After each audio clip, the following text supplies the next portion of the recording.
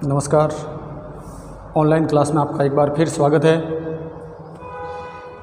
अध्याय 1 पादपों में पोषण। जैसा कि हम सब ने इस अध्याय में पहले पढ़ा है, पादपों में पोषण यानी पोषक की आवश्यकता क्या होती है, पोषक की प्रमुख विधियाँ। दो विधियाँ पढ़ी थी अपने, स्वपोषण और विषम पोषण। स्वपोषण में प्रकाश संश्लेषण के बारे में पढ़ा था और विषम पोषण में अपन ने पिछले वीडियो में पढ़ा था कीटभक्षी, मृतजीवी, परजीवी, सहजीवी संबंध। आज हम उससे आगे बढ़ते हैं कि मृदा में पोषकों की जो आवश्यकता होती है, उन आवश्यकताओं की पूर्ति किस प्रकार होती है। तो सर्वप्रथम जानते हैं कि मृदा में 2 प्रकार के पोषक तत्वों की आवश्यकता होती है। निर्माण के अनुसार उनके 2 प्रकार के होते हैं। सबसे पहले आता है खाद। खाद किसको कहते हैं? तो खाद जो भी जैविक घटक या पशुओं का जो अपशिष्ट होता है, जैसे गोबर, इनका मल मूत्र और गले सड़े पदार्थ जिसको जैविक घटक कहते हैं, जो मृदा में विलीन हो जाते हैं, ये सब खाद कहलाते हैं। इनसे ही मृदा में पोषक तत्वों की मात्रा बनी रहती है। दूसरा आता है उर्वरक। उर्वरक क्या है? तो उर्वरक अर्थात जो किसी फैक्ट्री में इनका निर्माण किया जाता है, फैक्ट्रियों में बनाए जाते हैं, उनमें नाइट्रेट सल्फेट आता है, पोटेशियम आता है, फास्फोरस आता है। इन सब की मात्रा को उर्वरक तैयार किया जाता है, जो फैक्ट्रियों में होता है, उनको उर्वरक कहता है। अब उर्वरक है, ये सब कहाँ से किस प्रकार मृदा में विलीन होते हैं, किस प्रकार इनकी आवश्यकता होती है, इनकी आवश्यकता क्यों पड़ती है। तो अपने को पता है, अपने को भोजन की आवश्यकता क्यों पड़ती है, जब हम जो भी कार्य करते हैं जिसके कारण अपनी ऊर्जा धीरे धीरे समाप्त होती है। तो मृदा में भी जो भी पोषक तत्व विलीन होते हैं, वो जैसे ही पादप बड़ा होने लगता है तो धीरे धीरे फसल बड़ी होती है, उसके साथ साथ उस मृदा के पोषक तत्व वो कम होने लगते हैं। तो कह सकते हैं कि पादपों के द्वारा पोषकों का लगातार उपयोग किए जाने के कारण मृदा में उन पोषक तत्वों की धीरे धीरे कमी आने लगती है। अर्थात जब बीज को बोते हैं और धीरे धीरे जब बड़ा होता है तो मृदा के अंदर पोषक तत्व होते हैं, उन पोषक तत्वों का पादप उपयोग करते हुए वृद्धि करता है, बड़ा होता है, जिसके कारण मृदा में उपस्थित पोषक तत्व कम होते हैं। अतः मृदा में इन पोषक तत्वों की समृद्ध यानी उसकी मात्रा धीरे धीरे कम होने लगती है। इस कमी को पूरा करने के लिए जो मृदा में उनकी पोषक तत्वों की उपलब्धता थी वो कम पड़ जाती है। इसी को बनाए रखने के लिए, इसी की मात्रा निरंतर बनी रहे, इसको बनाए रखने के लिए मृदा में समय समय पर खाद या उर्वरक मिलाने की आवश्यकता होती है।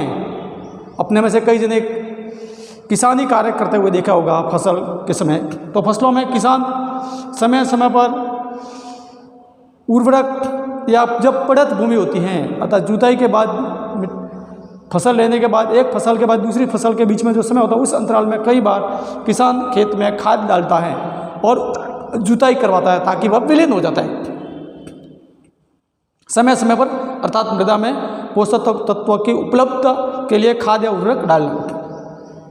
अपन ने पिछले वीडियो में पढ़ा था कि प्रमुख पोषक तत्व पादप के लिए से प्रोटीन, कार्बोहाइड्रेट।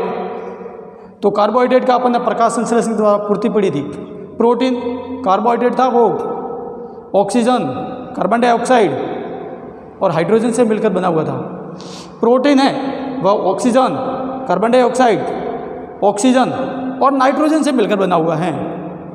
अपने को पता है ऑक्सीजन प्रकाश संश्लेषण क्रिया के दौरान जो ऑक्सीजन अतिरिक्त होती है वह वायुमंडल में छोड़ देते हैं, श्वसन क्रिया के माध्यम से इसको पादप ग्रहण कर लेते हैं। कार्बन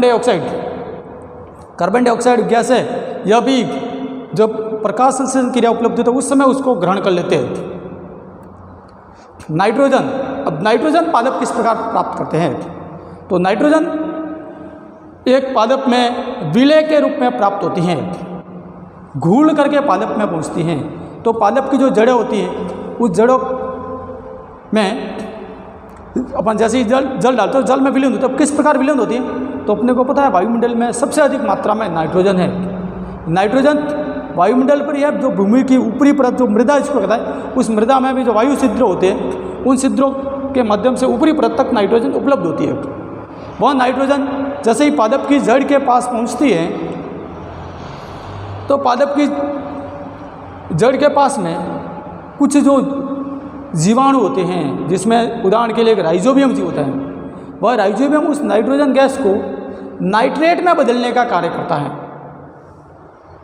और वह नाइट्रेट जल में विलीन हो जाती है और इस प्रकार उसको ग्रहण। अब यह राइजोबियम ऐसा काम, जब कोई भी क्यों काम करेगा, तो राइजोबियम है वह एक सहजीवी संबंध का उदाहरण है। अर्थात सहजीवी संबंध के बारे में आपको पता है, साथ में एक दूसरे का सहयोग करते हुए जीवन यापन करना। राइजोबियम पादप के पास में रह करके उसकी जड़ों के पास में रहता है, जिससे उसको आवास मिल जाता है, पहला। दूसरा, वह मृदा से जो खनिज पोषक तत्व है वो पादप को उपलब्ध करवाता है, अर्थात नाइट्रोजन को नाइट्रेट में बदल करके उपलब्ध करवाता है। पादप उसके बदले में इसको आवास देता है और जो तैयार भोजन होता है वो भोजन प्राप्त हो जाता है। दोनों क्रिया इनके साथ में रहते हैं, इसलिए इसको सहजीवी संबंध का उदाहरण भी मान सकते हैं। इसके अलावा